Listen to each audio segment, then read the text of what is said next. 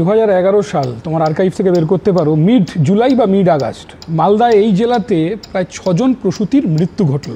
মুখ্যমন্ত্রী ছুটে গেলেন 2011 সালের মিড আগস্টে। মুখ্যমন্ত্রীর প্রথম ভার্সানটা ছিল এই মহিলারা যখন কনসিভ করেছিল তখন বামফ্রন্ট আমল ছিল। আমি খুশি হতাম হয়তো রাহুলদা বা মুখ্যমন্ত্রী বলতে পারেন যারা তৃণমূলের খুন হচ্ছেন, যারা মারছেন তারা হচ্ছে বামফ্রন্ট সরকারের সময় জন্মেছে।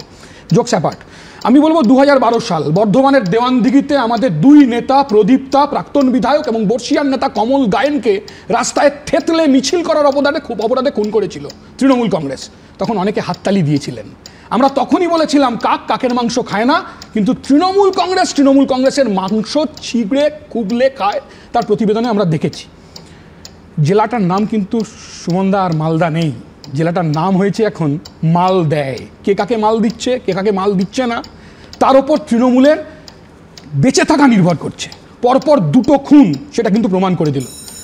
বাবলা খুনের পর মুখ্যমন্ত্রী টুইট করলেন, আজকে করলেন না কেন? সংক্রান্তিতে পিঠে খাচ্ছিলেন, মানে ওর পিঠে খাচ্ছিলেন, জানি না, বলতে পারবো না।